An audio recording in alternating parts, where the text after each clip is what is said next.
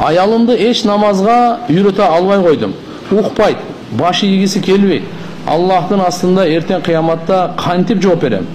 Аял киши имансыз өтүп кетсе, өзү менен тозокко 4 кишини тартып кетет дейт. Ошодон корком. Жок, бул мындай айтылганда. Сиз мойнуңузда жоопкерчиликти айтып атасыз, кемчилдик кетирген жоксуз. Кыямат күнүгө жооп бербейсиз. Айтпасаңыз, карабасаңыз, көзөмөлдөбөсөңүз, үйрөтпөсөңүз, анан жооп бересиз. Кур'анда я аyyuhallazina amanu qu anfusakum wa ahlikum nara. Ey имандуулар, өзүңөрдү, үй бүлөңөрдү, бала чакаңарды дозоктун отунан куткарыла деген аят бар. Ала kullukum ra'in wa kullukum mas'ulun an ra'iyati. Hadis бар. Ар бириңер жоопкерсиңер. Кыямат күнү жооп бересиңер. Кол алдыңарга дегенчи. Бирок мына сиз мээнет кылып, колуңуздан келгенди бардыгын айтып атасыз, деп атасыз, таптакыр болсун. Несине жооп бересиз? Айттым деп жооп бересиз да. Үйрөттүм деп жооп бересиз. Көрсөттүм деп жооп бересиз. Буйрук бердим деп жооп бересиз. Икрам кылдым деп жооп бересиз. Хижаб ки мастурат даватка чыгабыз десем, баш ийбейт. Ошо хижаб кийген кыздар менен жашай бер дейт.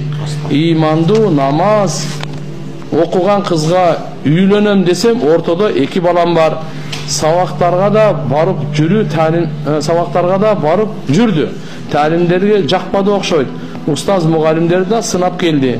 Характери оор, каяша айтышат, текебер, гордый, кек сактоо, көп кейип берет. Ар ишке аралаша берет. Конок тоскондорду жактырбайт. Ажырашып кетсемби, кандай дейсиз? Жок. Ажырашпаң, мээнет кылыңыз. Сизге эми асманда бир периште келбейт. Хурул айн ал бейиште. Бу дүйнөдө ошол хуру дүйнөдө буларчы. Буларга иншалла сабыр кылганыңызга соо аласыз. Так, даражаңыз көтөрүлөт. Ар бир даават берип мээнет кылган сайын сиз ушунун ар бирин Алла таалам ыраазычылыгын аласыз. Сиз жөнүндө неме кылбаңыз, бир динге алып келгенге акыркы деңге чейин аракет кылыш керек. Кудай кааласа иншалла бүгүнкү күндө эми андай эле өтө эле аз болсо керек. Кудайга сизди баягындай дуаңыз, көз жашыңыз, үйдөгү таалим, фикир, гам, бул таасир этет.